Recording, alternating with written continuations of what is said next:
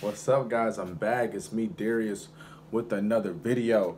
Hey, thank you guys for the likes, the comments, the subscriptions. I recently reached 1,000 subscribers. Oh my goodness, thank y'all. Just gonna kind of give you guys an update on everything. I think my last video I posted was like last year. What was it, last year? It was like, yeah, last year sometime. I basically was starting in the ICU, and I'm just gonna kind of jump in. Recently, things have changed. Kind of give you guys an update. I'm no longer working there, and this is kind of like my video why. And I'm gonna just be honest in this video. It's just a raw, uncut video, so hopefully I can help someone else out. All right. So like I said, I was working in the ICU. Orientation in that video, I was maybe like a week or 2 weeks in. Things were going great. Before I even go further, this is not going to be a knock on the ICU. I'm not going to talk crap about anybody I work with, the nurses or anything. This is just me, just a self-analysis of why I didn't stay there. All right. So I was about 2 weeks in, and things were going great. I had made plans. I was on my way to getting ACLS certified. I was learning about vents, trachs, chest tubes, wounds, all types of stuff, hemodynamics, meds, everything you can think of, and it was just great. Like, it was just fantastic. I loved all the knowledge. Everything was wonderful. Then, I guess my first reason I could say was I wasn't putting in as much effort as I should have, right? Like, when you're working in the ICU, you have to not only do the stuff there, you have to, like, outside of orientation, just really dive deep into the material, love it, and then really apply that knowledge, and it will help you too. Second reason I guess I can start to say was, so the first reason was kind of just me not putting in the effort.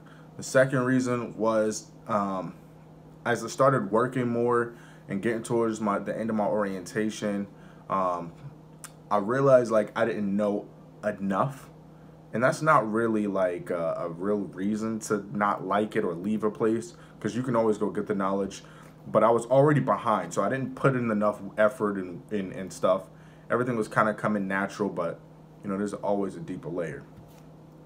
I didn't know enough. I remember sitting down with a nurse, and she was like, "Darius, you're almost off orientation, right?" And I'm like, deep down, I'm like, please, let me stay on orientation longer, which you can do. But she was quizzing me, and she was like, "Darius, what's the max rate you can run or dose you can get for epinephrine? And when would you use like amiodarone versus metoprolol to like rate control someone in AFib with RVR?" And I'm like, dang, you know, like I didn't know. So like, it just goes to show, like, people who put in that work and stuff, like, it pays off, right? It really does if you really love this stuff. And then, like, going into my third reason, so I was working and everything was going great. I was on orientation. I was active in codes. And then I realized that I wasn't so okay with death and dying, right? Like, sounds dumb. People might think, like, Darius, you went to an ICU. Of course people are going to die. Are you retarded? But long story short, I came in a background of oncology, right?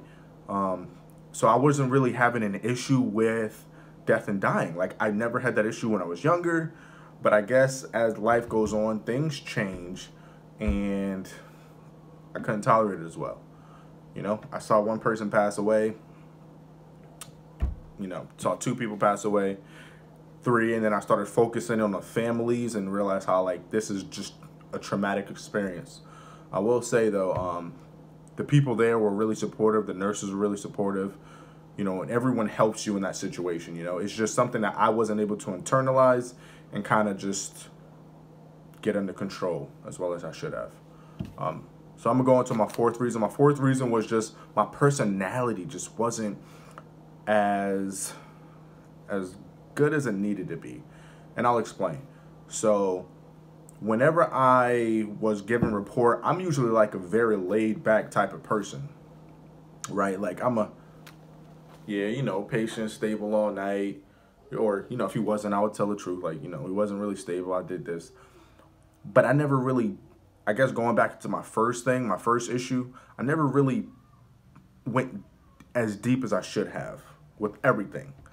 Kind of took it for granted. I never killed anybody. Let me just say this for sure. I never killed anybody. I never did a horrible job. I never had people tell me I was a bad nurse. I never had anyone, you know, ever complain on me. You know, I did make mistakes, and everyone does, but it wasn't like, oh, Darius, you did something terrible wrong. Oh, you're just a bad, lazy nurse. No, I worked hard and I grinded my butt off. I feel like every shift. You know, some may say differently, but no one's ever said anything to me. But just basically my personality just kind of, I guess that love that I had in the beginning didn't really carry over.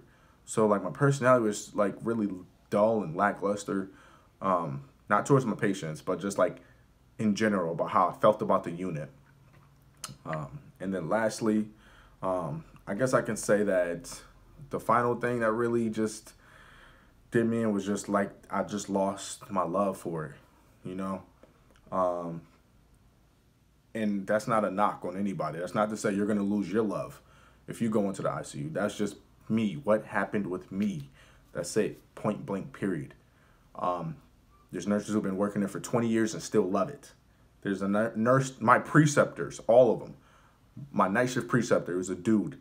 I really, really, really envy his knowledge. Like he actually puts in work and effort. His policy knowledge is crazy.